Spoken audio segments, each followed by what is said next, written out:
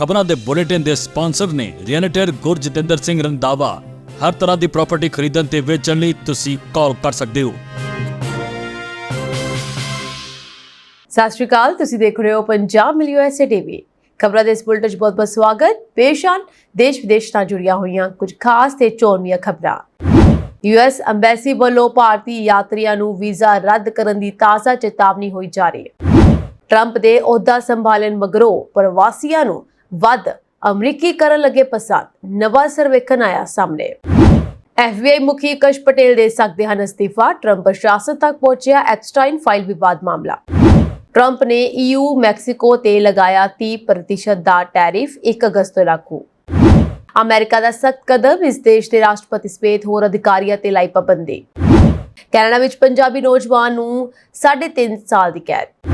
ਹੁਣ ਇਹਨਾਂ ਖਬਰਾਂ ਦਾ ਵਿਸਤਾਰ, ਇਸ ਦੇ ਨਾਲ ਹੀ ਦੇਸ਼ ਵਿਦੇਸ਼ ਨਾਲ ਜੁੜੀਆਂ ਹੋਈਆਂ तमाम ਖਬਰਾਂ।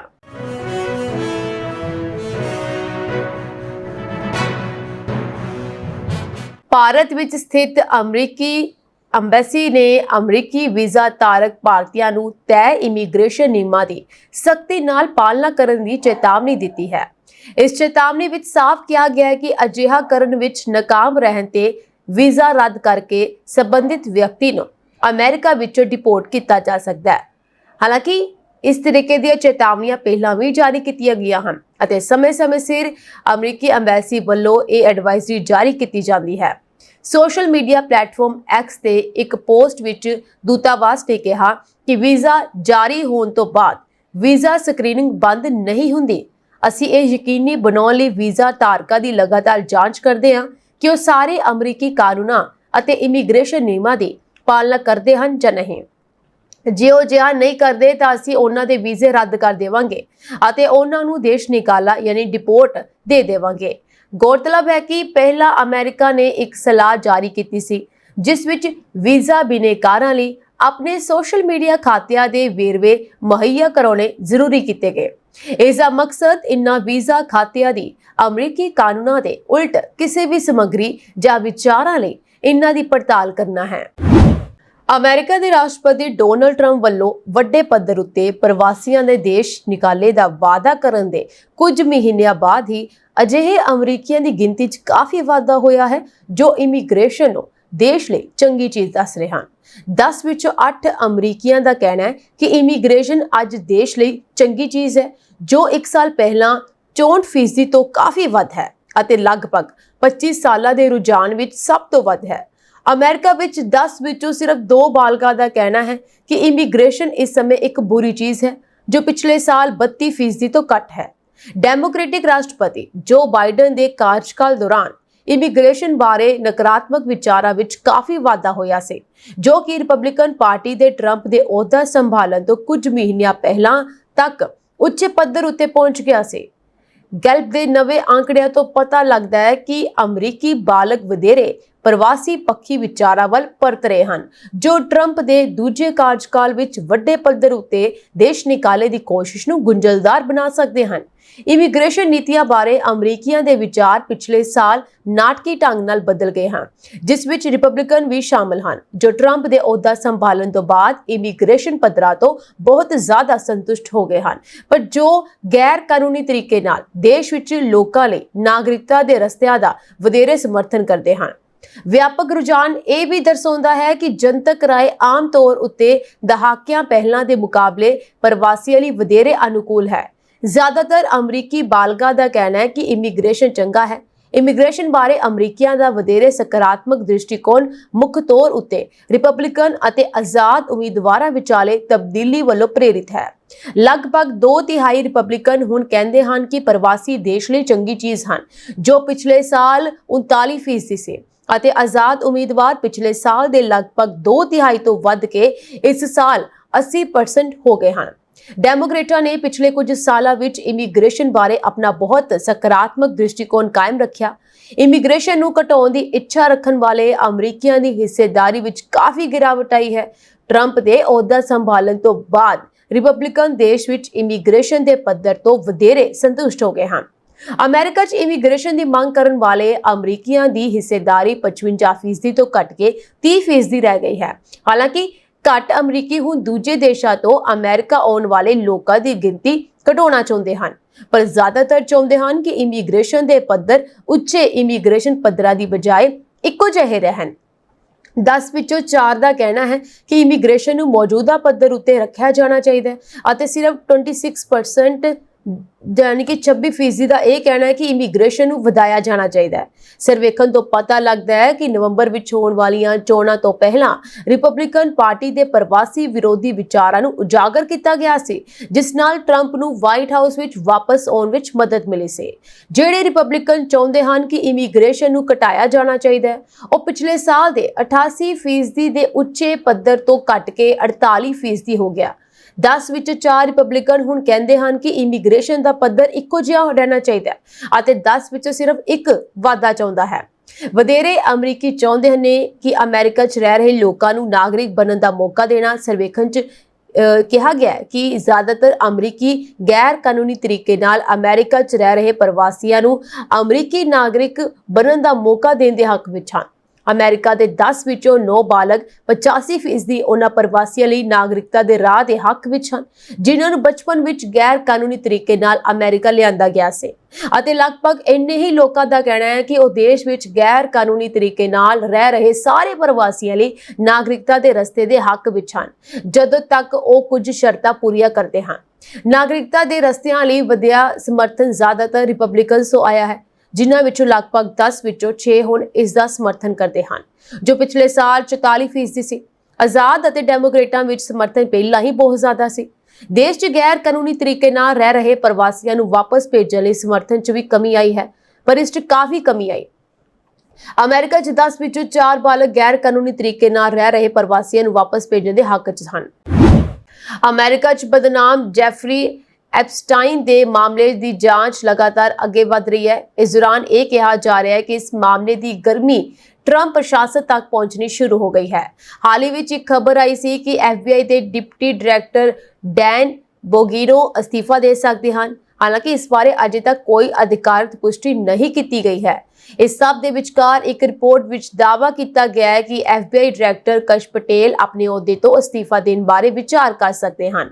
ਮੰਨਿਆ ਜਾ ਰਿਹਾ ਹੈ ਕਿ ਕਸ਼ ਪਟੇਲ ਡਿਪਟੀ ਡਾਇਰੈਕਟਰ ਡੈਨ ਬੋਗੀਨੋ ਦੇ ਨਾਲ ਇਕਜੁੱਟਤਾ ਦਿਖਾਉਣ ਲਈ ਅਜਿਹਾ ਕਰ ਸਕਦੇ ਹਨ।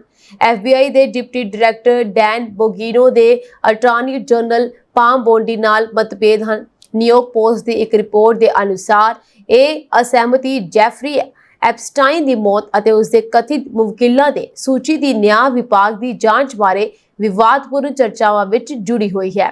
ਦਰਅਸਲ ਇਸ ਹਫ਼ਤੇ ਦੇ ਸ਼ੁਰੂ ਵਿੱਚ ਬੋਗੀਨੋ ਅਤੇ ਬੋਂਡੀ ਵਿਚਕਾਰ ਕਿਸੇ ਗੱਲ ਨੂੰ ਲੈ ਕੇ ਮਤਭੇਦ ਹੋ ਗਿਆ ਸੀ। ਇਸ ਤੋਂ ਬਾਅਦ ਦੋਵਾਂ ਵਿਚਕਾਰ ਤਣਾਅ ਬਹੁਤ ਵੱਧ ਗਿਆ। ਤੁਹਾਨੂੰ ਦੱਸ ਦਈਏ ਕਿ ਇਹ ਟਕਰਾਅ ਅਮਰੀਕੀ ਰਾਸ਼ਟਰਪਤੀ ਡੋਨਾਲਡ ਟਰੰਪ ਪ੍ਰਸ਼ਾਸਨ ਦੁਆਰਾ ਐਪਸਟਾਈਨ ਮਾਮਲੇ ਨੂੰ ਸੰਭਾਲਣ ਦੇ ਤਰੀਕੇ ਨੂੰ ਲੈ ਕੇ ਸੀ। ਇਹ ਐਪੀਸੋਡ ਇੱਕ ਸਮੀਖਿਆ ਨਾਲ ਸੰਬੰਧਿਤ ਹੈ। ਹਾਲਾਂਕਿ ਅਧਿਕਾਰੀਆਂ ਦਾ ਕਹਿਣਾ ਹੈ ਕਿ ਇਹ ਸਮੀਖਿਆ ਮੌਜੂਦ ਨਹੀਂ ਹੈ। ਇਸ ਵਿਵਾਦ ਤੋਂ ਬਾਅਦ ਹੀ ਬੋਗੀਨੋ ਨੂੰ ਆਪਣੇ ਅਹੁਦੇ ਤੋਂ ਅਸਤੀਫਾ ਦੇਣ ਲਈ ਕਿਹਾ ਗਿਆ ਸੀ। ਅਧਿਕਾਰੀਆਂ ਦੇ ਵਿਚਕਾਰ ਸਬੰਧ ਵਿਗੜ ਗਏ ਹਨ। ਇਸ ਦੇ ਨਾਲ ਹੀ ਇੱਕ ਸੂਤਰ ਨੇ ਦ ਨਿਊਯਾਰਕ ਪੋਸਟ ਨਾਲ ਗੱਲਬਾਤ ਕਰਦੇ ਹੋਏ ਕਿਹਾ ਕਿ ਉਹਨੂੰ ਨਹੀਂ ਲੱਗਦਾ ਕਿ ਜੇ ਪੈਮ ਰਹਿੰਦਾ ਹੈ ਤਾਂ ਡੈਨ ਵਾਪਸ ਆਵੇਗਾ। ਸੂਤਰ ਨੇ ਅੱਗੇ ਕਿਹਾ ਕਿ ਦੋਵਾਂ ਅਧਿਕਾਰੀਆਂ ਵਿਚਕਾਰ ਸਬੰਧ ਇੰਨੇ ਵਿਗੜ ਗਏ ਹਨ ਕਿ ਇਸ ਨੂੰ ਠੀਕ ਨਹੀਂ ਕੀਤਾ ਜਾ ਸਕਦਾ। ਹਾਲਾਂਕਿ ਦੋਵਾਂ ਨੇ ਜਨਤਕ ਤੌਰ ਤੇ ਕਿਹਾ ਹੈ ਕਿ ਐਪਸਟਾਈਨ ਫਾਈਲ ਵਿੱਚ ਕੋਈ ਵਿਸਫੋਟਕ ਖੁਲਾਸੇ ਨਹੀਂ ਹਨ, ਨਾ ਤਾਂ ਉਸ ਦੀ ਮੌਤ ਬਾਰੇ ਅਤੇ ਨਾ ਹੀ ਉਸ ਦੇ ਨੈਟਵਰਕ ਬਾਰੇ, ਪਰ ਅੰਦਰੂਨੀ ਮਤਭੇਦ ਹੱਲ ਹੋਣ ਤੋਂ ਬਹੁਤ ਦੂਰ ਹਨ। ਇਸ ਤੋਂ ਇਲਾਵਾ ਨਿਆਂ ਵਿਭਾਗ ਦੇ ਇੱਕ ਅਧਿਕਾਰੀ ਨੇ ਗੱਲ ਕਰਦਿਆਂ ਕਿਹਾ ਕਿ ਪਟੇਲ, ਜਿਸ ਨੂੰ ਬੋਗੀਨੋ ਦਾ ਕਰੀਬੀ ਮੰਨਿਆ ਜਾਂਦਾ ਹੈ, ਉਸ ਦਾ ਸਾਥ ਛੱਡ ਸਕਦਾ ਹੈ। ਅਧਿਕਾਰੀ ਨੇ ਕਿਹਾ ਕਿ ਕਸ਼ ਅਤੇ ਡੈਨ ਹਮੇਸ਼ਾ ਇੱਕ ਦੂਜੇ ਨਾਲ ਮਤਭੇਦ ਰਹੇ ਹਨ ਅਤੇ ਇਹ ਸਪਸ਼ਟ ਨਹੀਂ ਹੈ ਕਿ ਉਸ ਸਥਿਤੀ ਵਿੱਚ ਕੀ ਹੋਵੇਗਾ, ਪਰ ਤੁਸੀਂ ਜਾਣਦੇ ਹੋ ਕਿ ਦੋਵਾਂ ਨੇ ਪਾਰਦਰਸ਼ਤਾ ਲਈ ਲੜਾਈ ਲੜੀ ਹੈ ਅਤੇ ਇੱਕ ਅਜਿਹੀ ਦੁਨੀਆ ਵਿੱਚ ਜਿੱਥੇ ਇਸ ਨੂੰ ਦਬਾਇਆ ਜਾ ਰਿਹਾ ਹੈ, ਉਹਨਾਂ ਨੂੰ ਇਸ ਦੇ ਲਈ ਖੜੇ ਹੁੰਦੇ ਦੇਖਣਾ ਹੈਰਾਨੀ ਵਾਲੀ ਗੱਲ ਨਹੀਂ ਹੋਵੇਗੀ। ਅਮਰੀਕਾ ਦੇ ਰਾਸ਼ਟਰਪਤੀ ਡੋਨਾਲਡ ਟਰੰਪ ਨੇ ਐਲਾਨ ਕੀਤਾ ਹੈ ਕਿ ਉਹ ਯੂਰੋਪੀਅਨ ਯੂਨੀਅਨ ਅਤੇ ਮੈਕਸੀਕੋ ਉੱਤੇ 30% ਟੈਰਿਫ ਲਗਾਉਣ ਜਾ ਰਹੇ ਹਨ। ਟਰੰਪ ਨੇ ਆਪਣੇ ਸੋਸ਼ਲ ਮੀਡੀਆ ਅਕਾਊਂਟ ਉੱਤੇ ਪੋਸਟ ਕੀਤੀਆਂ ਚਿੱਠੀਆਂ ਵਿੱਚ ਅਮਰੀਕਾ ਦੇ ਦੋ ਸਭ ਤੋਂ ਵੱਡੇ ਵਪਾਰਕ ਭਾਈਵਾਲਾਂ ਉੱਤੇ ਟੈਰਿਫ ਲਗਾਉਣ ਦਾ ਐਲਾਨ ਕੀਤਾ ਹੈ।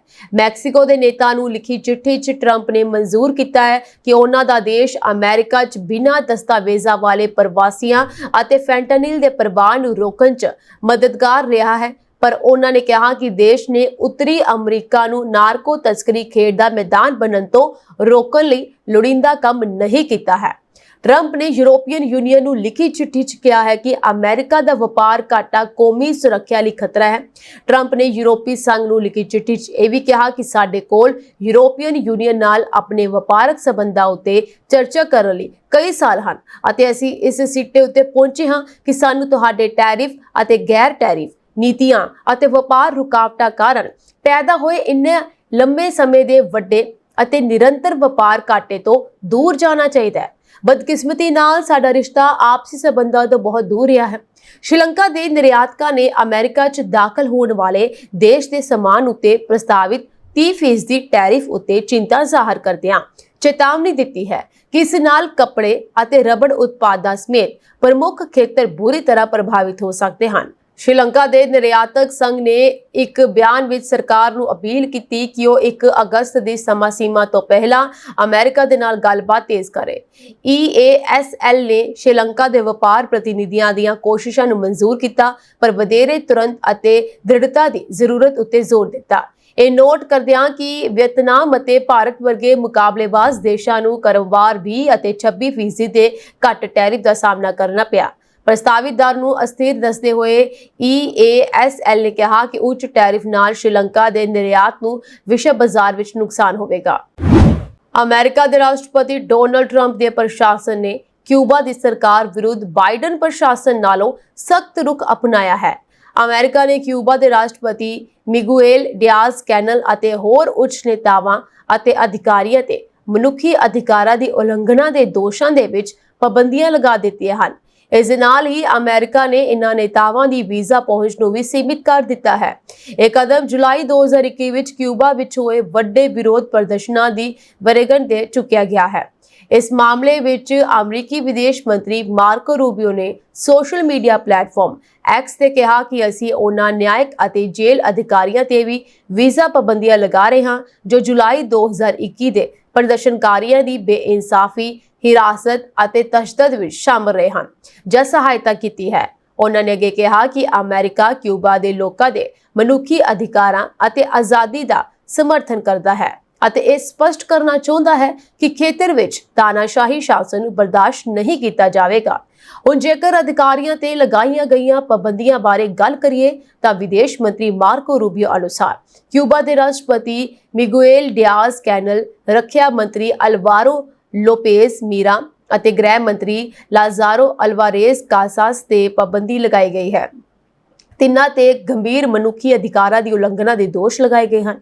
ਦੂਜੇ ਪਾਸੇ ਕਿਊਬਾ ਦੇ ਵਿਦੇਸ਼ ਮੰਤਰਾਲੇ ਨੇ ਵੀ ਅਮਰੀਕਾ ਦੇ ਇਸ ਕਦਮ ਤੇ ਪ੍ਰਤੀਕਿਰਿਆ ਦਿੱਤੀ ਹੈ। ਕਿਊਬਾ ਦੇ ਵਿਦੇਸ਼ ਮੰਤਰਾਲੇ ਵਿੱਚ ਅਮਰੀਕੀ ਵਿਭਾਗ ਦੀ ਡਿਪਟੀ ਡਾਇਰੈਕਟਰ ਜੋਹਾਨਾ ਨੇ ਅਮਰੀਕੀ ਕਦਮ ਦੀ ਨਿੰਦਾ ਕੀਤੀ ਅਤੇ ਰੂਬੀਓ ਨੂੰ ਨਸਲਕੁਸ਼ੀ, ਜੇਲਾਂ ਅਤੇ ਸਮੂਹਿਕ ਦੇਸ਼ ਨਿਕਾਲੇ ਦਾ ਸਮਰਥਕ ਦੱਸਿਆ। ਗੌਰਤਲਬ ਹੈ ਕਿ ਕਿਊਬਾ ਦੇ ਵਕੀਲਾਂ ਨੇ 2022 ਵਿੱਚ ਕਿਹਾ ਸੀ ਕਿ 790 ਲੋਕਾਂ ਦੀ ਜਾਂਚ ਕੀਤੀ ਜਾ ਰਹੀ ਹੈ। ਮਨੁੱਖੀ ਅਧਿਕਾਰ ਸਮੂਹ ਦੇ ਅਨੁਸਾਰ 2023 ਦੇ ਅੰਤ ਤੱਕ 554 ਲੋਕ ਇਨ੍ਹਾਂ ਪ੍ਰਦਰਸ਼ਨਾਂ ਦੇ ਸਬੰਧ ਵਿੱਚ ਸਜ਼ਾ ਕੱਟ ਰਹੇ ਹਨ। ਹਾਲਾਂਕਿ ਪੋਪ ਫ੍ਰਾਂਸਿਸ ਦੀ ਅਪੀਲ ਤੇ ਕੁਝ ਨੂੰ ਜਨਵਰੀ ਵਿੱਚ ਸ਼ਰਤੀਆ ਰਿਹਾਈ ਦਿੱਤੀ ਗਈ ਸੀ। ਕੈਨੇਡਾ ਦੇ ਵਿੱਚ ਕਤਲ ਦੇ ਦੋਸ਼ੀ ਠਹਿਰਾਏ ਪੰਜਾਬੀ ਨੌਜਵਾਨ ਨੂੰ 3.5 ਸਾਲ ਕੈਦ ਦੀ ਸਜ਼ਾ ਸੁਣਾਈ ਗਈ ਹੈ। ਇਸ ਵੇਲੇ 25 ਸਾਲ ਦੇ ਹੋ ਚੁੱਕੇ ਦੀਦਾਰ ਝੂਟੀ ਨੂੰ BC ਦੇ ਵਿਸਲਰ ਵਿਖੇ 14 ਅਗਸਤ 2021 ਨੂੰ ਹੋਈ ਛੁਰੇਬਾਜ਼ੀ ਦੇ ਮਾਮਲੇ ਵਿੱਚ ਸਜ਼ਾ ਦਾ ਐਲਾਨ ਕੀਤਾ ਗਿਆ, ਜਿੱਥੇ 26 ਸਾਲ ਦੇ ਸਟੈਨਲੀ ਗਾਰਸੀਆ ਮੋਲੀਨਾ ਨੇ ਦਮ ਤੋੜ ਦਿੱਤਾ ਹੈ। ਪੁਲਿਸ ਮੁਤਾਬਿਕ ਸਟੈਨਲੀ ਟੈਕਸੀ ਵਿੱਚੋਂ ਉਤਰ ਕੇ ਆਪਣੇ ਹੋਟਲ ਵਿੱਚ ਜਾ ਰਿਹਾ ਸੀ ਜਦੋਂ ਉਸ ਨੂੰ ਨਿਸ਼ਾਨਾ ਬਣਾਇਆ ਗਿਆ। ਇੰਟੀਗ੍ਰੇਟਿਡ ਹੋਮਿਸਾਈਡ ਇਨਵੈਸਟੀਗੇਸ਼ਨ ਟੀਮ ਨੇ ਗਵਾਹਾਂ ਤੋਂ ਮਿਲੀ ਜਾਣਕਾਰੀ ਦੇ ਆਧਾਰ ਤੇ ਵਿਸਲਰ ਦੇ ਗ੍ਰੀਨ ਵਿਲੇਜ ਵਿੱਚ ਹੋਈ ਛੁਰੇਬਾਜ਼ੀ ਤੇ ਸ਼ੱਕੀ ਨੂੰ ਨਿਆਂ ਦੇ ਕਟਹਿਰੇ ਵਿੱਚ ਲਿਆਂਦਾ। ਕਤਲ ਦੀ ਗੁੱਥੀ ਸੁਲਝਾਉਣ ਵਿੱਚ C2 sky RCMP integrated forensic identification service ਅਤੇ BC ਕੋਰਨਰ ਸਰਵਿਸ ਤੋਂ ਇਲਾਵਾ RCMP ਦੀ ਫੋਰੈਂਸਿਕ ਲੈਬੋਰੇਟਰੀ ਸਰਵਿਸਿਜ਼ ਵੱਲੋਂ ਵੀ ਯੋਗਦਾਨ ਦਿੱਤਾ ਗਿਆ। ਸ਼ੱਕੀ ਦੀ ਸ਼ਨਾਖਤ ਅਤੇ ਇਕੱਤਰ ਕੀਤੇ ਸਬੂਤਾਂ ਦੇ ਆਧਾਰ ਤੇ ਡੈਲਟਾ ਦੇ ਦੀਦਾਰ ਚੂਟੀ ਨੂੰ ਜੂਨ 2022 ਵਿੱਚ ਕਾਬੂ ਕਰਦਿਆਂ ਕਤਲ ਦੇ ਦੋਸ਼ ਆਇਦ ਕੀਤੇ ਗਏ। ਅਦਾਲਤ ਵੱਲੋਂ ਦੀਦਾਰ ਚੂਟੀ ਦੇ DNA ਦਾ ਨਮੂਨਾ ਲੈਣ ਅਤੇ ਉਮਰ ਭਰ ਵਾਸਤੇ ਹਥਿਆਰ ਰੱਖਣ ਤੇ ਪਾਬੰਦੀ ਦੇ ਹੁਕਮ ਜਾਰੀ ਕੀਤੇ ਗਏ ਹਨ। ਆਈਹਿੱਟ ਦੀ ਸਾਰਜੈਂਟ ਫਰੇਡਾ ਫੋਗ ਨੇ ਦੱਸਿਆ ਕਿ ਦੀਦਾਰ ਚੂਟੀ ਨੇ 16 ਜੁਲਾਈ 2024 ਨੂੰ ਕਤਲ ਦਾ ਗੁਨਾਹ ਕਬੂਲ ਕੀਤਾ ਅਤੇ ਅਦਾਲਤ ਵੱਲੋਂ ਲੋੜੀਂਦੀ ਕਾਰਵਾਈ ਮੁਕੰਮਲ ਕਰਦਿਆਂ ਹੁਣ ਸਜ਼ਾ ਦਾ ਐਲਾਨ ਕੀਤਾ ਗਿਆ ਹੈ। ਉਹਨਾਂ ਨੇ ਕਿਹਾ ਸਟੈਨਲੀ ਗਾਰਸੀਆ ਮੋਲੀਨਾ ਸਿਰਫ 26 ਸਾਲ ਦਾ ਸੀ ਜਦੋਂ ਇੱਕ ਹਿੰਸਕ ਵਾਰਦਾਤ ਦੌਰਾਨ ਉਸ ਨੂੰ ਜਾਨੋਂ ਮਾਰ ਦਿੱਤਾ ਗਿਆ। ਸਟੈਨਲੀ ਦੇ ਪਰਿਵਾਰ ਨੂੰ ਘਾਟਾ ਪਿਆ ਹੈ, ਉਹ ਕਦੀ ਪੂਰਾ ਨਹੀਂ ਹੋ ਸਕਦਾ, ਪਰ ਦੋਸ਼ੀ ਨੂੰ ਸਜ਼ਾ ਮਿਲਣ ਦੀ ਤਸੱਲੀ ਜ਼ਰੂਰ ਹੋਵੇਗੀ। ਅਮਰੀਕੀ ਪੁਲਾੜ ਏਜੰਸੀ ਨਾਸਾ ਇਨੀ ਦਿਨੀ ਇੱਕ ਵੱਡੇ ਬਦਲਾਅ ਵਿੱਚੋਂ ਗੁਜ਼ਰ ਰਹੀ ਹੈ। ਦੱਸਿਆ ਜਾ ਰਿਹਾ ਹੈ ਕਿ ਨਾਸਾ ਆਪਣੀ ਲਗਭਗ 2145 ਕਰਮਚਾਰੀਆਂ ਨੂੰ ਬਾਹਰ ਦਾ ਰਸਤਾ ਦਿਖਾਉਣ ਦੀ ਤਿਆਰੀ ਕਰ ਰਿਹਾ ਹੈ। ਅਮਰੀਕੀ ਮੀਡੀਆ ਆਊਟਲੈਟ ਦੇ ਅਨੁਸਾਰ ਦੱਸਿਆ ਗਿਆ ਹੈ ਕਿ ਕਰਮਚਾਰੀਆਂ ਦੀ ਬਜਟ ਵਿੱਚ ਕਟੌਤੀ ਕਰਨ ਅਤੇ ਏਜੰਸੀ ਦੇ ਕੰਮ ਨੂੰ ਵਧੇਰੇ ਤਰਜੀਹ ਦੇਣ ਦੀ ਯੋਜਨਾ ਦਾ ਹਿੱਸਾ ਹੈ। ਨਾਸਾ ਦੇ ਇਸ ਫੈਸਲੇ ਦਾ ਵਿਗਿਆਨਕ ਢਾਂਚੇ ਤੇ ਵੱਡਾ ਪ੍ਰਭਾਵ ਪੈਣ ਦੀ ਉਮੀਦ ਹੈ। ਪੋਲੀਟਿਕੋ ਦੀ ਰਿਪੋਰਟ ਅਨੁਸਾਰ ਜਿਨ੍ਹਾਂ ਕਰਮਚਾਰੀਆਂ ਨੂੰ ਕੱਢਿਆ ਜਾ ਰਿਹਾ ਹੈ ਉਹ ਜ਼ਿਆਦਾਤਰ GS13 ਤੋਂ GS15 ਗ੍ਰੇਡ ਤੱਕ ਦੇ ਹਨ, ਜਿਨ੍ਹਾਂ ਨੂੰ ਅਮਰੀਕੀ ਸਰਕਾਰੀ ਸੇਵਾ ਵਿੱਚ ਸੀਨੀਅਰ ਅਹੁਦੇ ਮੰਨਿਆ ਜਾਂਦਾ ਹੈ। ਨਾਸਾ ਦੇ ਬੁਲਾਰੇ ਬੈਂਥਨੀ ਸਟੀਵਨਸ ਨੇ ਰਾਈਟਰਸ ਨੂੰ ਕਿਹਾ ਕਿ ਅਸੀਂ ਆਪਣੇ ਮਿਸ਼ਨ ਪ੍ਰਤੀ ਵਚਨਬੱਧ ਹਾਂ, ਪਰ ਹੁਣ ਸਾਨੂੰ ਸੀਮਿਤ ਬਜਟ ਵਿੱਚ ਤਰਜੀਹਾਂ ਨਿਰਧਾਰਤ ਕਰਨੀਆਂ ਪੈਣਗੀਆਂ। ਜ਼ਿਕਰਯੋਗ ਹੈ ਕਿ ਅਮਰੀਕੀ ਰਾਸ਼ਟਰਪਤੀ ਡੋਨਾਲਡ ਟਰੰਪ ਦੇ ਕਾਰਜਕਾਲ ਦੌਰਾਨ ਨਾਸਾ ਅਤੇ ਅਮਰੀਕਾ ਦੀ ਪੁਲਾੜ ਨੀਤੀ ਵਿੱਚ ਕਈ ਬਦਲਾਅ ਆਏ। ਇਸ ਨਾਲ ਨਾਸਾ ਦੇ 18,000 ਕਰਮਚਾਰੀਆਂ ਦੀ ਟੀਮ ਵੀ ਪ੍ਰਭਾਵਿਤ ਹੋਈ ਹੈ। ਕੈਨੇਡਾ ਦੇ ਵਿੱਚ ਰੋਜ਼ਗਾਰ ਦੇ ਮੌਕੇ ਵਧ ਰਹੇ ਹਨ। ਕੈਨੇਡਾ ਦੇ ਰੋਜ਼ਗਾਰ ਖੇਤਰ ਵਿੱਚ ਰੌਣਕਾਂ ਪਰਤਦੀਆਂ ਮਹਿਸੂਸ ਹੋਈਆਂ ਜਦੋਂ ਜੂਨ ਮਹੀਨੇ ਦੌਰਾਨ 83,000 ਨਵੀਆਂ ਨੌਕਰੀਆਂ ਦਿੱਤੇ ਜਾਣ ਦਾ ਆંકੜਾ ਸਾਹਮਣੇ ਆਇਆ। ਮੌਜੂਦਾ ਵਰ੍ਹੇ ਦੌਰਾਨ ਪਹਿਲੀ ਵਾਰ ਰੋਜ਼ਗਾਰ ਦੇ ਨਵੇਂ ਮੌਕੇ ਬਣਨ ਦਾ ਆંકੜਾ 80,000 ਤੋਂ ਉੱਤੇ ਗਿਆ।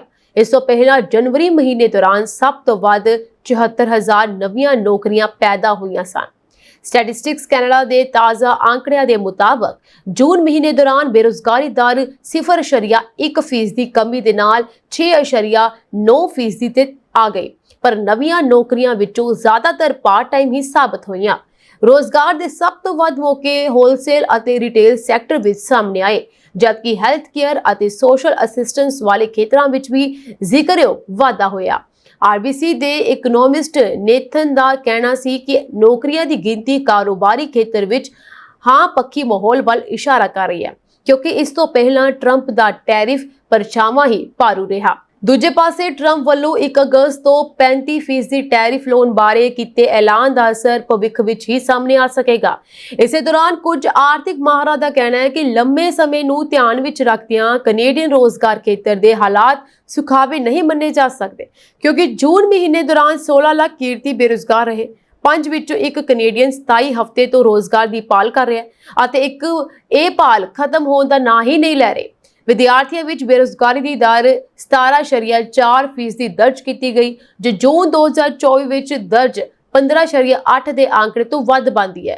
ਸਾਲ 2009 ਦੀ ਗੱਲ ਕਰਾਂ ਤੇ 2009 ਦੇ ਮਗਰੋਂ ਵਿਦਿਆਰਥੀਆਂ ਵਿੱਚ ਪਹਿਲੀ ਵਾਰ ਜੂਨ ਮਹੀਨੇ ਦੌਰਾਨ ਬੇਰੁਜ਼ਗਾਰੀ ਦਰ ਇੰਨੀ ਉੱਪਰ ਗਈ। ਇਸ ਗਿਣਤੀ ਵਿੱਚ ਮਹਾਮਾਰੀ ਵਾਲਾ ਸਮਾਂ ਸ਼ਾਮਲ ਨਹੀਂ ਕੀਤਾ ਗਿਆ, ਜਦੋਂ ਬੇਰੁਜ਼ਗਾਰੀ ਦੀ ਗਿਣਤੀ ਗੈਰ ਸਧਾਰਨ ਤਰੀਕੇ ਨਾਲ ਵਧੀ। ਰਾਜਾਂ ਦੇ ਆਧਾਰ ਤੇ ਦੇਖਿਆ ਜਾਵੇ ਤਾਂ ਬ੍ਰਿਟਿਸ਼ ਕੋਲੰਬੀਆ ਵਿੱਚ ਮੌਜੂਦਾ ਵਰ੍ਹੇ ਦੌਰਾਨ ਸਭ ਤੋਂ ਵੱਧ 50,700 ਫੁੱਲ ਟਾਈਮ ਨੌਕਰੀਆਂ ਪੈਦਾ ਹੋਈਆਂ। ਸੂਬੇ ਦੀ ਕਿਰਤ ਅਤੇ ਆਰਥਿਕ ਵਿਕਾਸ ਮੰਤਰੀ ਨੇ ਸਟੈਟਿਸਟਿਕਸ ਕੈਨੇਡਾ ਦੇ ਇੱਕ ਸਰਵੇਖਣ ਦਾ ਹਵਾਲਾ ਦਿੰਦਿਆਂ ਕਿਹਾ ਕਿ ਚੁਣੌਤੀਆਂ ਭਰੇ ਮਾਹੌਲ ਦੇ ਬਾਵਜੂਦ ਰੋਜ਼ਗਾਰ ਦੀ ਸਿਰਜਣਾ, ਨਿਵੇਸ਼ ਅਤੇ ਆਰਥਿਕ ਵਿਕਾਸ ਦੇ ਮਾਮਲੇ ਵਿੱਚ BC ਲਗਾਤਾਰ ਅੱਗੇ ਵਧ ਰਿਹਾ ਹੈ। ਅਮਰੀਕੀ ਪੁਲਾੜ ਏਜੰਸੀ ਨਾਸਾ ਨੇ ਦੱਸਿਆ ਕਿ ਅੰਤਰਰਾਸ਼ਟਰੀ ਪੁਲਾੜ ਸਟੇਸ਼ਨ ਲਈ ਚੌਥੀ ਨਿੱਜੀ ਪੁਲਾੜ ਯਾਤਰੀ ਉਡਾਨ 14 ਜੁਲਾਈ ਨੂੰ ਆਰਬਿਟਿੰਗ ਲੈਬੋਰੇਟਰੀ ਤੋਂ ਰਵਾਨਾ ਹੋ ਕੇ ਅਗਲੇ ਹਫ਼ਤੇ ਧਰਤੀ ਤੇ ਵਾਪਸ ਆਵੇਗੀ। ਨਾਸਾ ਵੱਲੋਂ ਜਾਰੀ ਬਿਆਨ ਅਨੁਸਾਰ 4 ਮੈਂਬਰੀ ਟੀਮ SpaceX ਡਰੈਗਨ ਪੁਲਾੜ ਯਾਨ ਵਿੱਚ ਸਥਾਨਕ ਸਮੇਂ ਅਨੁਸਾਰ ਸਵੇਰੇ 7 ਵਜੇ ISS ਤੋਂ ਰਵਾਨਾ ਹੋਵੇਗੀ ਅਤੇ ਕੈਲੀਫੋਰਨੀਆ ਦੇ ਤੱਟ ਵੱਲ ਆਪਣੀ ਯਾਤਰਾ ਸ਼ੁਰੂ ਕਰੇਗੀ। ਐਕਜ਼ੋਇਮ ਮਿਸ਼ਨ 4 ਨਾਮ ਦਾ ਇਹ ਮਿਸ਼ਨ 25 ਜੂਨ ਨੂੰ ਫਲੋਰੀਡਾ ਵਿੱਚ ਨਾਸਾ ਦੇ ਕੈਨੇਡੀ ਸਪੇਸ ਸੈਂਟਰ ਤੋਂ ਸਪੇਸਐਕਸ ਫਾਲਕਨ 9 ਰਾਕੇਟ ਰਾਹੀਂ ਲਾਂਚ ਕੀਤਾ ਗਿਆ ਸੀ। ਟੀਮ ਵਿੱਚ ਨਾਸਾ ਦੇ ਸਾਬਕਾ ਪੁਲਾੜ ਯਾਤਰੀ ਅਤੇ ਐਗਜ਼ੋਇਮ ਸਪੇਸ ਵਿੱਚ ਮਨੁੱਖੀ ਪੁਲਾੜ ਉਡਾਨ ਨਿਰਦੇਸ਼ਕ ਪੈਗੀ ਵਿਟਸਨ, ਭਾਰਤੀ ਪੁਲਾੜ ਖੋਜ ਸੰਗਠਨ ਦੇ ਪੁਲਾੜ ਯਾਤਰੀ ਸੁਭਾਂਸ਼ੂ ਸ਼ੁਕਲਾ, ਯੂਰੋਪੀਅਨ ਪੁਲਾੜ ਏਜੰਸੀ ਪ੍ਰੋਜੈਕਟ ਪੁਲਾੜ ਯਾਤਰੀ ਪੋਲੈਂਡ ਦੇ ਸਲਾਵੋਜ ਉਜ਼ਨਾਸਕੀ ਅਤੇ ਹੰਗਰੀ ਦੇ ऑर्बिट ਪੁਲਾੜ ਯਾਤਰੀ ਟਿਬੋਰ ਕਾਪੂ ਸ਼ਾਮਿਲ ਹਨ। ਇਹ ਮਿਸ਼ਨ 4 ਦਹਾਕਿਆਂ ਤੋਂ ਵੱਧ ਸਮੇਂ ਵਿੱਚ ਭਾਰਤ, ਪੋਲੈਂਡ ਅਤੇ ਹੰਗਰੀ ਲਈ ਪਹਿਲੀ ਸਰਕਾਰ ਸਮਰਥਿਤ ऑर्बिटल ਉਡਾਨ ਹੈ। ਵਾਪਸ ਆਉਣ ਵਾਲਾ ਡਰੈਗਨ ਕੈਪਸੂਲ 580 ਪੌਂਡ ਤੇ ਵੱਧ ਸਪਲਾਈ ਲੈ ਕੇ ਜਾਵੇਗਾ, ਜਿਸ ਵਿੱਚ ਨਾਸਾ ਹਾਰਡਵੇਅਰ ਅਤੇ ਮਿਸ਼ਨ ਦੌਰਾਨ ਕੀਤੇ ਗਏ 60 ਤੋਂ ਵੱਧ ਵਿਗਿਆਨਕ ਪ੍ਰਯੋਗਾਂ ਦਾ ਡਾਟਾ ਸ਼ਾਮਲ ਹੈ। ਯੂਕੇ ਵਿੱਚ ਭਾਰਤੀਆਂ ਦੇ ਘਰ ਲੁੱਟਣ ਵਾਲਿਆਂ ਨੂੰ 17 ਸਾਲ ਕੈਦ ਦੀ ਸਜ਼ਾ ਸੁਣਾਈ ਗਈ ਹੈ। 4 ਜਣਿਆਂ ਦੇ ਗਿਰੋਹ ਵੱਲੋਂ 100 ਕਰੋੜ ਰੁਪਏ ਵੱਧ ਮੁੱਲ ਦੇ ਗਹਿਣੇ ਚੋਰੀ ਕਰਨ ਦਾ ਗੁਨਾਹ ਕਬੂਲ ਕੀਤਾ ਗਿਆ, ਜਿਸ ਦੇ ਆਧਾਰ ਤੇ ਸਟੇਅਰਸ ਬਰੂਕ ਕਰਾਊਨ ਕੋਰਟ ਨੇ 33 ਸਾਲ ਦੇ ਜੈਰੀ ਓ ਡੋਨਲ, 23 ਸਾਲ ਦੇ ਬਾਰਨੀ ਮਲੋਨੀ, 23 ਸਾਲ ਦੇ ਹੀ ਕੇ ਏਜਰ ਅਤੇ 43 ਸਾਲ ਦੇ ਪੈਟਰਿਕ ਵਾਰਡ ਨੂੰ ਸਜ਼ਾ ਸੁਣਾਈ। ਮੈਟਰੋਪੋਲੀਟਨ ਪੁਲਿਸ ਨੇ ਦੱਸਿਆ ਕਿ ਲੰਡਨ ਅਤੇ ਨਾਲ ਲੱਗਦੇ ਇਲਾਕਿਆਂ ਵਿੱਚ ਸਾਊਥ ਏਸ਼ੀਅਨ ਲੋਕਾਂ ਦੇ ਘਰਾਂ ਵਿੱਚ ਲਗਾਤਾਰ ਹੋ ਰਹੀਆਂ ਚੋਰੀਆਂ ਦੇ ਮੱਦੇਨਜ਼ਰ ਚਲਾਈ ਇੱਕ ਖੁਫੀਆ ਮੁਹਿੰਮ, ਜਿਸ ਦੌਰਾਨ 3 ਜਣਿਆਂ ਨੂੰ ਰੰਗੇ ਹੱਥੀਂ ਕਾਬੂ ਕੀਤਾ ਗਿਆ। ਜੁਲਾਈ 2024 ਵਿੱਚ ਜੈਰੀ ਓ ਡੋਨਲ, ਬਾਰਨੀ ਮਲੋਨੀ ਅਤੇ ਕੇ ਏਜਰ ਕੋਲ ਚੋਰੀशुदा ਗਹਿਣੇ ਬਰਾਮਦ ਹੋਣ ਦੇ ਦੋਸ਼ ਹੇਠ ਇਹਨਾਂ ਨੂੰ 5-5 ਸਾਲ ਦੀ ਸਜ਼ਾ ਸੁਣਾਈ ਗਈ। ਪੁਲਿਸ ਨੇ ਸਿਰਫ ਗਹਿਣੇ ਹੀ ਬਰਾਮਦ ਨਹੀਂ ਕੀਤੇ, ਸਗੋਂ ਸੀਸੀਟੀਵੀ ਫੁਟੇਜ ਰਾਹੀਂ ਚੋਰੀਆਂ ਦੌਰਾਨ ਵਰਤੀ ਗੱਡੀ ਵੀ ਲੱਭ ਲਈ। 3 ਜਣਿਆਂ ਨੂੰ ਰੰਗੇ ਹੱਥੀਂ ਕਾਬੂ ਕੀਤੇ ਜਾਣ ਵੇਲੇ ਇਹਨਾਂ ਦੇ ਕੋਲੋਂ ਸੋਨੇ ਦਾ ਹਾਰ, ਵਿਆਹ ਵਾਲੀ ਵਜ਼ਨੀ ਮੁੰਦੀ, 골ਡ ਹੇਅਰ ਪਿਨ ਵਰਗੀਆਂ ਚੀਜ਼ਾਂ ਬਰਾਮਦ ਹੋਈਆਂ। ਪੈਟਰਿਕ ਵਾਰਡ ਨੂੰ ਉਸ ਦੇ ਘਰ ਤੇ ਛਾਪਾ ਮਾਰਦਿਆਂ ਵੱਖਰੇ ਤੌਰ ਤੇ ਗ੍ਰਿਫਤਾਰ ਕੀਤਾ ਗਿਆ, ਜੋ ਅਪਰਾਧੀਆਂ ਦਾ ਗਿਰੋਹ ਦਾ ਅਹਿਮ ਮੈਂਬਰ ਸੀ। ਪੈਟਰਿਕ ਨੂੰ 2 ਸਾਲ ਅਤੇ 5 ਮਹੀਨੇ ਲਈ ਜੇਲ੍ਹ ਭੇਜਿਆ ਗਿਆ। ਵੱਡੇ ਪੱਧਰ ਤੇ ਚੋਰੀਆਂ ਦੀ ਪੜਤਾਲ ਕਰ ਰਹੀ ਮੈਟਰੋਪੋਲੀਟਨ ਪੁਲਿਸ ਨੇ ਲੰਡਨ ਦੇ ਹੇਟਨ ਗਾਰਡਨ ਇਲਾਕੇ ਵਿੱਚ ਗਹਿਣਿਆਂ ਦੀ ਇੱਕ ਦੁਕਾਨ ਤੇ ਵੀ ਛਾਪਾ ਮਾਰਿਆ, ਜਿੱਥੇ ਚੋਰੀशुदा ਗਹਿਣੇ ਵੇਚੇ ਜਾ ਰਹੇ ਸਨ। ਛਾਪੇ ਦੌਰਾਨ 8 ਕਿਲੋ ਗਹਿਣੇ ਅਤੇ 50,000 ਪਾਉਂਡ ਨਕਦ ਬਰਾਮਦ ਕੀਤੇ ਗਏ। ਗਹਿਣਿਆਂ ਵਿੱਚ ਪਹਿਲੀ ਆਲਮੀ ਜੰਗ ਵੇਲੇ ਦੀ ਰੋਲੈਕਸ ਘੜੀ, ਪੁਰਾਣੀਆਂ ਤਸਵੀਰਾਂ ਵਾਲੇ ਸੋਨੇ ਦਾ ਲੋਕੇਟ ਅਤੇ ਜੇਬ ਵਿੱਚ ਪਾਉਣ ਵਾਲੀ ਸੋਨੇ ਦੀ ਹਾਰਲੋ ਬਰੋਸ ਲਿਮ ਦੀ ਘੜੀ ਵੀ ਸ਼ਾਮਲ ਸੀ। ਗਹਿਣਿਆਂ ਦੀ ਦੁਕਾਨ ਤੋਂ ਬਰਾਮਦ ਜ਼ਿਆਦਾਤਰ ਚੀਜ਼ਾਂ ਇਹਨਾਂ ਦੇ ਅਸਲ ਮਾਲਕਾਂ ਤੱਕ ਪੁੱਜ ਚੁੱਕੀਆਂ ਹਨ, ਪਰ ਹੁਣ ਵੀ ਪੁਲਿਸ ਕੋਲ ਵੱਡੀ ਗਿਣਤੀ ਵਿੱਚ ਗਹਿਣੇ ਮੌਜੂਦ ਹਨ ਅਤੇ ਚੋਰੀਆਂ ਦੇ ਪੀੜਤਾਂ ਨੂੰ ਪੁਲਿਸ ਨਾਲ ਸੰਪਰਕ ਕਰਨ ਦਾ ਸੱਦਾ ਦਿੱਤਾ ਜਾ ਰਿਹਾ ਹੈ। ਗਲੋਬਲ ਵਾਰਮਿੰਗ ਦਾ ਅਸਰ ਯੂਕੇ ਵਿੱਚ ਵੀ ਵੇਖਣ ਨੂੰ ਮਿਲ ਰਿਹਾ ਹੈ। ਯੂਨਾਈਟਿਡ ਕਿੰਗਡਮ ਸਾਲ ਦੀ ਗਰਮੀ ਦੀ ਤੀਜੀ ਲਹਿਰ ਲਈ ਤਿਆਰ ਹੈ। ਦੇਸ਼ ਦੇ ਵੱਡੇ ਹਿੱਸਿਆਂ ਵਿੱਚ ਗਰਮ ਅਤੇ ਖੁਸ਼ਕ ਮੌਸਮ ਦੀਆਂ ਸਥਿਤੀਆਂ ਹਨ। ਮੌਸਮ ਵਿਭਾਗ ਅਨੁਸਾਰ ਯੂਕੇ ਦੇ ਵਿਸ਼ਾਲ ਖੇਤਰਾਂ ਵਿੱਚ ਗਰਮੀ ਦੀ ਲਹਿਰ ਜਾਰੀ ਹੈ। ਮਾਹਰਾਂ ਦੀ ਚੇਤਾਵਨੀ ਦੇ ਮੁਤਾਬਕ ਗਰਮ, ਸੁੱਕਾ ਅਤੇ ਧੁੱਪ ਵਾਲਾ ਮੌਸਮ ਇਸ ਹਫ਼ਤੇ ਦੇ ਅੰਤ ਤੱਕ ਬਣਿਆ ਰਹੇਗਾ। ਉੱਚ ਦਬਾਅ ਪ੍ਰਮੁੱਖ ਬਣਿਆ ਹੋਇਆ ਹੈ ਅਤੇ ਅਗਲੇ 2 ਦਿਨਾਂ ਵਿੱਚ ਕੁਝ ਖੇਤਰਾਂ ਵਿੱਚ ਤਾਪਮਾਨ 33 ਤੋਂ 34 ਡਿਗਰੀ ਸੈਲਸੀਅਸ ਦੇ ਉੱਚੇ ਪੱਧਰ ਤੱਕ ਪਹੁੰਚਣ ਦੀ ਭਵਿੱਖਬਾਣੀ ਕੀਤੀ ਗਈ ਹੈ।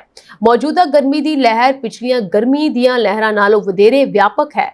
ਯੂਕੇ ਸਿਹਤ ਸੁਰੱਖਿਆ ਏਜੰਸੀ ਅਤੇ ਮੌਸਮ ਵਿਭਾਗ ਨੇ ਇੰਗਲੈਂਡ ਦੇ ਬਹੁਤ ਸਾਰੇ ਹਿੱਸਿਆਂ ਲਈ ਇੱਕ ਅੰਬਰ ਗਰਮੀ ਸਿਹਤ ਚੇਤਾਵਨੀ ਜਾਰੀ ਕੀਤੀ। ਲੋਕਾਂ ਲਈ ਸਿਹਤ ਸੰਬੰਧੀ ਚੇਤਾਵਨੀ ਜਾਰੀ ਕੀਤੀ ਗਈ ਹੈ। ਲੋਕਾਂ ਨੂੰ ਜ਼ਿਆਦਾ ਸਮਾਂ ਘਰ ਦੇ ਅੰਦਰ ਰਹਿਣ ਦੀ ਅਪੀਲ ਕੀਤੀ ਗਈ ਹੈ ਅਤੇ ਤਰਲ ਪਦਾਰਥ ਲੈਂਦੇ ਰਹਿਣ ਦੀ ਸਲਾਹ ਵੀ ਦਿੱਤੀ ਗਈ ਹੈ। 65 ਸਾਲ ਤੋਂ ਵੱਧ ਉਮਰ ਦੇ ਵਿਅਕਤੀਆਂ ਅਤੇ ਗੰਭੀਰ ਬਿਮਾਰੀ ਨਾਲ ਪੀੜਿਤ ਲੋਕਾਂ ਲਈ ਵੱਧ ਖਤਰਾ ਹੈ। ਵਾਤਾਵਰਣ ਏਜੰਸੀ ਮੁਤਾਬਕ ਇੰਗਲੈਂਡ 1976 ਤੋਂ ਬਾਅਦ ਸਾਲ ਦੀ ਸਭ ਤੋਂ ਸੁੱਕੀ ਸ਼ੁਰੂਆਤ ਦਾ ਅਨੁਭਵ ਕਰ ਰਿਹਾ ਹੈ। ਗਰਮੀ ਕਾਰਨ ਜਲ ਭੰਡਾਰਾਂ ਦੇ ਪੱਧਰ ਵਿੱਚ ਗਿਰਾਵਟ ਆਈ ਹੈ। ਯੂਕਰੇਨ ਦੇ ਰਾਸ਼ਟਰਪਤੀ ਵਲਾਦੀਮੀਰ ਜ਼ੈਲੈਂਸਕੀ ਨੇ ਕਿਹਾ ਕਿ ਰੂਸ ਨੇ ਸ਼ੁੱਕਰਵਾਰ ਰਾਤ ਨੂੰ ਯੂਕਰੇਨ ਤੇ 597 ਡਰੋਨ ਅਤੇ 26 ਮਿਜ਼ਾਈਲਾਂ ਦਾਗੀਆਂ। ਉਹਨਾਂ ਨੇ ਕਿਹਾ ਹਾਲ ਹੀ ਦੇ ਸਮੇਂ ਵਿੱਚ ਇਹ ਰੂਸ ਦੇ ਸਭ ਤੋਂ ਵੱਡਾ ਹਮਲਾ ਹੈ। ਜ਼ੈਲੈਂਸਕੀ ਦੇ ਅਨੁਸਾਰ ਇਨ੍ਹਾਂ ਵਿੱਚੋਂ ਜ਼ਿਆਦਾਤਰ ਡਰੋਨ ਸ਼ਾਹਿਦ ਡਰੋਨ ਸਨ, ਜੋ ਈਰਾਨ ਵਿੱਚ ਬਣਾਏ ਜਾਂਦੇ ਹਨ। ਉਹਨਾਂ ਨੇ ਦੁਨੀਆ ਨੂੰ ਅਪੀਲ ਕੀਤੀ ਕਿ ਰੂਸ ਤੇ ਸਖਤ ਪਾਬੰਦੀਆਂ ਲਗਾਈਆਂ ਜਾਣ ਤਾਂ ਜੋ ਅਜਿਹੇ ਹਮਲਿਆਂ ਨੂੰ ਰੋਕਿਆ ਜਾ ਸਕੇ। ਯੂਕਰੇਨ ਦੀ ਹਵਾਈ ਸੈਨਾ ਨੇ ਕਿਹਾ ਕਿ ਉਹਨਾਂ ਨੇ 319 ਡਰੋਨ ਅਤੇ 25 ਮਿਜ਼ਾਈਲਾਂ ਦਾਗੀਆਂ, ਪਰ ਲਗਭਗ 20 ਡਰੋਨ ਅਤੇ 1 ਮਿਜ਼ਾਈਲ 5 ਥਾਵਾਂ ਤੇ ਡਿੱਗੀਆਂ, ਜਿਸ ਨਾਲ ਨੁਕਸਾਨ ਹੋਇਆ। ਹਾਲਾਂਕਿ ਹਵਾਈ ਸੈਨਾ ਨੇ ਇਹ ਨਹੀਂ ਦੱਸਿਆ ਕਿ ਇਹ 5 ਥਾਵਾਂ ਕਿਹੜੀਆਂ ਸਨ। ਜ਼ੈਲੈਂਸਕੀ ਨੇ ਪੱਛਮੀ ਦੇਸ਼ਾਂ ਨੂੰ ਅਪੀਲ ਕੀਤੀ ਹੈ ਕਿ ਉਹ ਸਿਰਫ ਚੇਤਾਵਨੀਆਂ ਨਾ ਦੇਣ, ਸਗੋਂ ਰੂਸ ਨੂੰ ਰੋਕਣ ਲਈ ਤੁਰੰਤ ਅਤੇ ਠੋਸ ਫੈਸਲੇ ਲੈਣ। ਉਹਨਾਂ ਨੇ ਕਿਹਾ ਜੇਕਰ ਸਮੇਂ ਸਿਰ ਸਖਤ ਪਾਬੰਦੀਆਂ ਲਗਾਈਆਂ ਜਾਂਦੀਆਂ ਹਨ ਤਾਂ ਰੂਸ ਵੱਲੋਂ ਅਜਿਹੇ ਹਵਾਈ ਹਮਲਿਆਂ ਦੀ ਗਤੀ ਨੂੰ ਰੋਕਣਾ ਸੰਭਵ ਹੈ। ਜ਼ੈਲੈਂਸਕੀ ਨੇ ਖਾਸ ਤੌਰ ਤੇ ਮੰਗ ਕੀਤੀ ਕਿ ਉਹਨਾਂ ਦੇਸ਼ਾਂ ਜਾਂ ਲੋਕਾਂ ਨੂੰ ਸਜ਼ਾ ਦਿੱਤੀ ਜਾਣੀ ਚਾਹੀਦੀ ਹੈ ਜੋ ਰੂਸ ਨੂੰ ਡਰੋਨ ਬਣਾਉਣ ਵਿੱਚ ਮਦਦ ਕਰ ਰਹੇ ਹਨ ਜਾਂ ਉਸ ਦੀ ਤੇਲ ਵਿਕਰੀ ਤੋਂ ਮੁਨਾਫਾ ਕਮਾ ਰਹੇ ਹਨ। ਉਹਨਾਂ ਨੇ ਵੀ ਕਿਹਾ ਕਿ ਤੇਲ ਨਿਰਯਾਤ ਰੂਸ ਦੀ ਆਰਥਿਕਤਾ ਲਈ ਇੱਕ ਵੱਡਾ ਸਹਾਰਾ ਬਣਿਆ ਹੋਇਆ ਹੈ ਅਤੇ ਇਹੀ ਉਹ ਚੀਜ਼ ਹੈ ਜੋ ਇਸ ਦੀ ਜੰਗ ਨੂੰ ਅੱਗੇ ਵਧਾ ਰਹੀ ਹੈ। ਗਾਜ਼ਾ ਵਿੱਚ ਮਾਨਵਤਾਵਾਦੀ ਸਥਿਤੀ ਬੇहद ਗੰਭੀਰ ਹੋ ਗਈ ਹੈ। ਸੰਯੁਕਤ ਰਾਸ਼ਟਰ ਮਨੁੱਖੀ ਅਧਿਕਾਰ ਦਫ਼ਤਰ ਦੀ ਤਾਜ਼ਾ ਰਿਪੋਰਟ ਦੇ ਮੁਤਾਬਕ ਮਈ ਦੇ ਅੰਤ ਤੋਂ ਹੁਣ ਤੱਕ ਗਾਜ਼ਾ ਵਿੱਚ ਸਹਾਇਤਾ ਕੇਂਦਰਾਂ ਅਤੇ ਰਾਹਤ ਕਾਫਲਿਆਂ ਦੇ ਨੇੜੇ ਘੱਟੋ-ਘੱਟ 798 ਲੋਕ ਮਾਰੇ ਗਏ ਹਨ। ਇਨ੍ਹਾਂ ਵਿੱਚੋਂ 615 ਮੌਤਾਂ ਉਹਨਾਂ ਸਥਾਨਾਂ ਤੇ ਹੋਈਆਂ ਜਿੱਥੇ ਯੂਐਸ ਅਤੇ ਇਜ਼ਰਾਈਲ ਸਮਰਥਿਤ ਗਾਜ਼ਾ ਹਿਊਮੈਨਿਟੇਰੀਅਨ ਫਾਊਂਡੇਸ਼ਨ ਵੱਲੋਂ ਸਹਾਇਤਾ ਵੰਡ ਕੀਤੀ ਜਾ ਰਹੀ ਸੀ, ਜਦਕਿ 183 ਹੋਰ ਮੌਤਾਂ ਯੂਐਨ ਅਤੇ ਹੋਰ ਰਾਹਤ ਕਾਫਲਿਆਂ ਦੇ ਰਸਤੇ ਤੇ ਹੋਈਆਂ।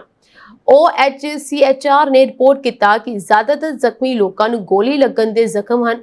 ਇਹ ਸਥਿਤੀ ਮਾਨਵਤਾਵਾਦੀ ਨਿਰਪੱਖਤਾ ਦੇ ਮਿਆਰਾਂ ਦੀ ਉਲੰਘਣਾ ਕਰਦੀ ਹੈ ਅਤੇ ਸੰਯੁਕਤ ਰਾਸ਼ਟਰ ਸਮੇਤ ਕਈ ਅੰਤਰਰਾਸ਼ਟਰੀ ਸੰਸਥਾਵਾਂ ਨੇ ਇਸ ਮਾਡਲ ਦੀ ਤਿੱਖੀ ਆਲੋਚਨਾ ਕੀਤੀ ਹੈ। ਭੋਜਨ ਅਤੇ ਪਾਣੀ ਦੀ ਭਾਰੀ ਕਮੀ ਵੀ ਹੋਈ ਹੈ। ਗਾਜ਼ਾ ਵਿੱਚ ਲਗਭਗ 21 ਮਹੀਨਿਆਂ ਦੀ ਫੌਜੀ ਕਾਰਵਾਈ ਅਤੇ ਨਾਕਾਬੰਦੀ ਕਾਰਨ ਆਮ ਲੋਕਾਂ ਲਈ ਖਾਣਾ ਪਾਣੀ ਉਪਲਬਧ ਨਹੀਂ ਹੈ। ਰਿਪੋਰਟਾਂ ਦੇ ਅਨੁਸਾਰ ਇਜ਼ਰਾਈਲੀ ਫੌਜਾਂ ਅਤੇ ਕੁਝ ਹੋਰ ਹਥਿਆਰਬੰਦ ਗਿਰੋਹਾਂ ਵੱਲੋਂ ਸਹਾਇਤਾ ਲੈਣ ਆਏ ਨਿਰਦੋਸ਼ ਲੋਕਾਂ ਤੇ ਗੋਲੀਬਾਰੀ ਕੀਤੀ ਜਾਂਦੀ ਹੈ। ਕਈ ਸੰਸਥਾਵਾਂ ਨੇ GHF ਦੇ ਮਾਡਲ ਨੂੰ ਅਸੁਰੱਖਿਅਤ ਦੱਸਿਆ ਕਿਉਂਕਿ ਇਸ ਰਾਹੀਂ ਲੋਕਾਂ ਨੂੰ ਭਾਰੀ ਪੀੜ ਅਤੇ ਹਿੰਸਾ ਦਾ ਸਾਹਮਣਾ ਕਰਨਾ ਪੈਂਦਾ ਹੈ। ਮੌਤਾਂ ਅਤੇ ਜ਼ਖਮੀਆਂ ਦੀ ਤਸਦੀਕ ਕੀਤੀ ਗਈ ਹੈ। ਮਈ 2025 ਤੋਂ 7 ਜੁਲਾਈ 2025 ਤੱਕ 798 ਲੋਕ ਮਾਰੇ ਗਏ, ਹਜ਼ਾਰਾਂ ਜ਼ਖਮੀ ਹੋਏ ਹਨ। ਇਸ ਤੋਂ ਇਲਾਵਾ 615 ਮੌਤਾਂ ਹੋਈਆਂ ਨੇ। ਬਾਕੀ ਕਾਫਲਿਆਂ ਦੇ ਰਸਤੇ ਤੇ ਜ਼ਿਆਦਾਤਰ ਜ਼ਖਮੀਆਂ ਨੂੰ ਗੋਲੀ ਲੱਗੀ ਹੈ। ਅੰਤਰਰਾਸ਼ਟਰੀ ਪ੍ਰਤੀਕਿਰਿਆ ਵੀ ਸਾਹਮਣੇ ਆਈ ਹੈ। UN ਅਤੇ 170 ਤੋਂ ਵੱਧ NGO ਨੇ GHF ਮਾਡਲ ਨੂੰ ਤੁਰੰਤ ਬੰਦ ਕਰਨ ਦੀ ਮੰਗ ਕੀਤੀ ਹੈ। ਇਹ ਸਾਂਝੀ ਦੇਸ਼ ਤੇ ਵਿਦੇਸ਼ ਨਾਲ ਜੁੜੀਆਂ ਹੋਈਆਂ ਕੁਝ ਖਾਸ ਤੇ ਚੋਣਵੀਆਂ ਖਬਰਾਂ ਹੋਰ ਅਪਡੇਟਸ ਨਾਲ ਜੁੜੇ ਰਹਿਣ ਦੇ ਲਈ ਤੁਸੀਂ ਬਨੇ ਰਹੋ ਪੰਜਾਬ LUSA TV ਦੇ ਨਾਲ। ਤੁਹਾਡੇ ਸਭ ਦਾ ਬਹੁਤ ਬਹੁਤ ਧੰਨਵਾਦ।